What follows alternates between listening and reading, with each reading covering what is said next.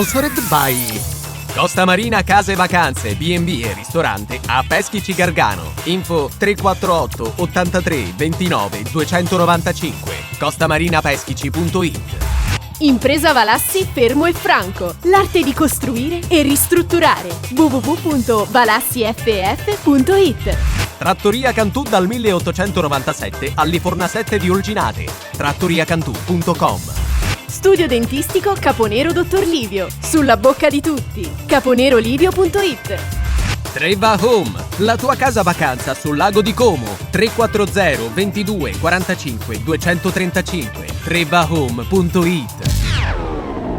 Si chiude nel modo peggiore la stagione della Calcio Lecco 1912, sonoramente sconfitta in casa tra le mura amiche dal Grosseto nel turno che valeva l'accesso al secondo turno dei playoff del girone.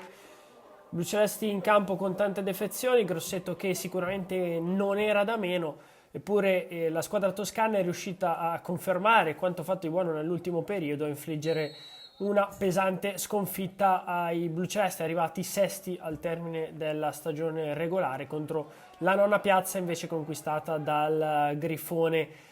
Prime fasi di gioco, di studio al Riga Monticelpi, ancora una volta a porte chiuse, poi al 16esimo il cross di Iocolano, il batti e ribatti Bolzoni e la buona parata di Barosi, poi la palla che viene liberata dalla difesa ancora verso Iocolano, il colpo di esterno troppo largo però, dove Seliak non può arrivare. Al 22esimo Lora, buona apertura per Nannini che perde il contrasto con un giocatore del Grosseto, l'imbucata per Galligani che punta, Merli Sala riesce a giocare la palla sulla sinistra, il tiro verso la porta di Moscati, la parata in bagger di Borsellini che tornava disponibile dopo la riduzione della squalifica per l'espulsione che gli è stata combinata a Lucca, poi il nuovo tentativo di tiro a giro di Galligani che però rimane solo un'idea. Comunque sicuramente buona la partita dell'11 ospite che ha sicuramente fatto un'annata molto importante. Lecco che ci prova al 36esimo, ancora ottima apertura di Lora, il cross di Nannini, chiuso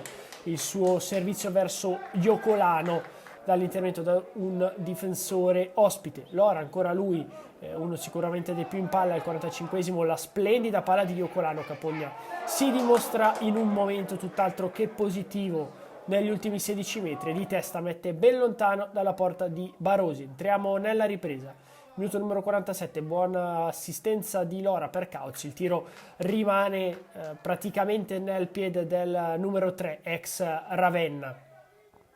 48esimo, palla verso il centro, Nannini buca, Raimo con il sinistro trova un gran gol con Borsellini che rimane sulle gambe e la rete del terzino destro del Grosseto che corona così una stagione personale sicuramente positiva. Rivediamo l'erroraccio di Nannini, la bella conclusione di Raimo, sicuramente Borsellini qua da rivedere, non tenta la parata che pur non era semplicissima. Al 59esimo l'entrata in campo di Merola che poi sarà protagonista della gara. Raimo la rimessa in gioco proprio per Merola che se ne va bene sulla destra, Azzi torna su di lui, si autolancia in una delle sue classiche giocate, Capogna fermato dal buon intervento del difensore ospite. Masini, scivolata, recupera il pallone, Marotta verticalizza bene per Magni, subentrato in campo proprio insieme a lui, Magni se ne va sulla destra, converge, calcia neanche male, Barosi in due tempi fa sua la parata. Buono l'ingresso in campo di Dudu dopo gli ultimi mesi non facilissimi. Al 67esimo Lecco arriva al pareggio, Cauz stoppa il tiro, il colpo con la mano di Campeol, mano faccia, poi Campeol uscirà con la mano e il ghiaccio sulla tempia destra.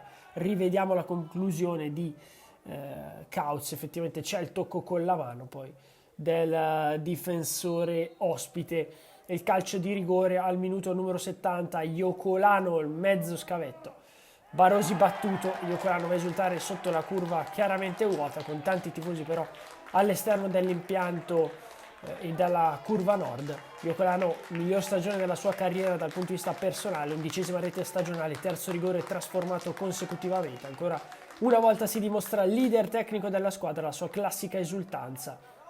Grande stagione per Simone Iocolano, che però non è bastata per ottenere obiettivi più importanti. Il Grosseto ci crede, Merola veramente entra con la giustissima cattiveria, riceve palla sulla destra da Raimo, l'imbucata sotto le gambe di Merli Sala, Borsellini rimane a metà, Bolzoni bruciato da Sicurella che con la punta del piede destro trova la via del gol. Insomma, Sicurella poi si lascia andare un'esultanza polemica verso chi c'era in tribuna. Splendida l'imbucata, Bolzoni non può arrivare, c'è una differenza di passo importante tra i due. Clamoroso il buco del Lecco in quella zona del campo. Lecco che poi prova a impostare anche una reazione, però il Grosseto è in piena fiducia. Merola, ancora lui scatenato, Galligani, a conclusione addosso a Borsellini che respinge, tiene in vita i blu celesti. Ancora il Grosseto che spinge forte, vuole il terzo gol. Kautz verso Azzi, prova ad andarsene il 7, ce la fa Marotta, la buona imbucata, palla che finisce ancora Iocolano che sibila, che fa la barba al palo con il suo mancino, veramente fuori poco. Iocolano si conferma, come dicevamo prima, leader tecnico di questa squadra. Al 90esimo Merola se ne va sulla destra, Marotta su di lui, vince il contrasto, un altro tunnel, Kautz non interviene praticamente e poi Merola con il sinistro corona un ingresso in campo assolutamente indecisivo e importante. Colpo da biliardo sul secondo palo, lì Borsellini non ci può arrivare, però veramente come una lama nel burro Merola, ecco che non c'è più in campo, si è allungato, ha perso completamente le misure.